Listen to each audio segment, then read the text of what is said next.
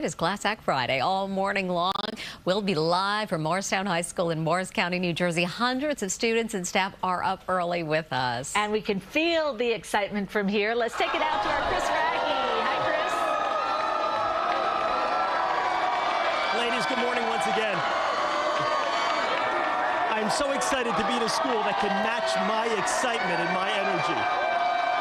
Diversity, equity, inclusion are three of the primary tenets of this school. They're an academic marvel when it comes to that. They've been recognized nationally. As a matter of fact, this school was created over 50 years ago due to a court order that promoted racial integration. This school, as many would say, has done it better than anyone else. Take a look at the history of this place.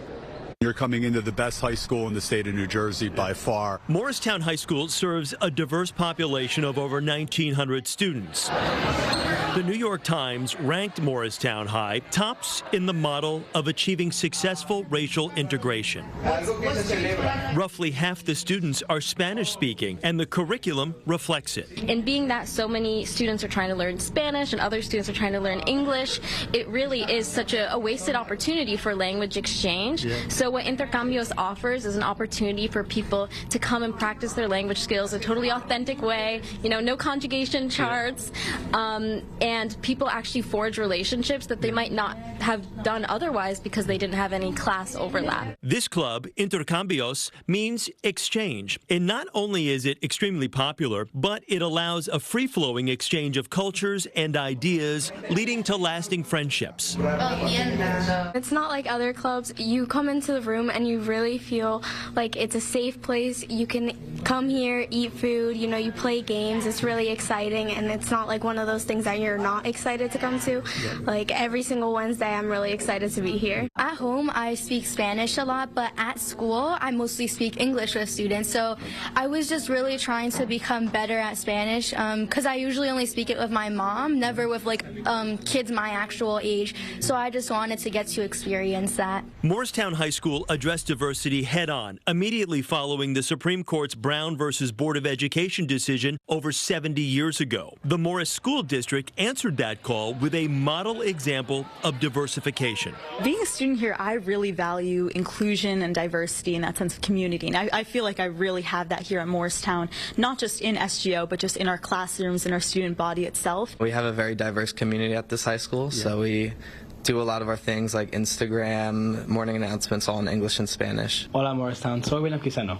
All school communications and the Colonial Corner News broadcast in 2 languages. Hello Morristown, I'm John Ulrich. And I'm Cammie. Highlighting some pretty talented news anchors. We are born here speaking English, but we have to translate in our mind to Spanish, and we do it flawlessly. You do a great job. How is this tough for you, or do you really like this where it comes easy? For me, I think it just comes through because I love talking to people. I just love, socializing myself around with many people. John and Cammie showed tremendous composure when I crashed their broadcast. And boy, are we going to bring the energy too. I'll tell you. Wait a second. From the broadcasting booth to the STEM labs, inclusion is essential. So we're doing a Girls in STEM breakfast, we're doing a Women in STEM day, and we're also working on a lot of Latina in STEM events to get more Latinas involved, and we're working on neighborhood house outreach, so we're going to this place called the Neighborhood House to get more little kids and minorities involved in STEM. I think it fosters my passion for STEM, and I love being able to communicate with different people, and it kind of just expands how I think. I wish that the whole country would be like this, because the opportunities that we have here could be bigger if it was the whole country with the same ideal. Never were truer words spoken. And now we want to introduce you to some people. It's Usaj Novell, Emma Tuttle, Jada Blair, Atticus Lindsley, and the principal, Mr. Mark Manning. Right here, Mark, this place. Can you believe it's as loud and as energetic as it is this time of day? Absolutely, Chris. I told you we were going to kick it, and we're kicking it.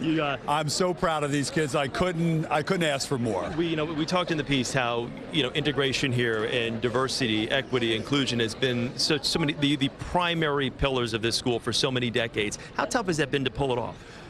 Not tough at all. You know, I knew these kids would rise to the occasion. Yeah. I knew they would show up this morning. We've been, you know, getting them psyched all week long. So the product is something I'm incredibly proud of.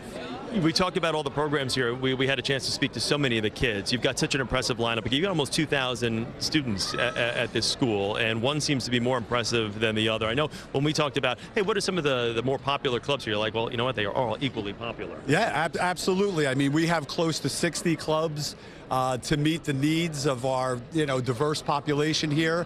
And I think every kid finds their niche. Yeah. And benefits from the experiences that we provide. And I love when you told me the other day, when you talk to kids that come back, you say, were you prepared? Yeah, And they say, absolutely. I mean, that's the first question I always ask, and I always get a positive response, and they're happy to return and tell us how wonderful life is for them. Well, we appreciate you having us here today, Mark. We'll talk to you again throughout the program. Atticus, let me talk to you right now. What's it like being a part of the school? That, you know, inclusion, diversity, equity, they're not just buzzwords here. I mean, it really is one of the primary factors that kids are so successful in this school. I mean, it's like a family here. You don't really see grade levels like split up. We all kind of get together and intermingle, and you always see us interact with them, no matter senior, freshman, junior, sophomore, or we're just one big family here. Everybody talks about the history of the school, and all the students seem to embrace it, and they really know a lot about it. I mean, this school's been around for 155 years. There's a lot of history there.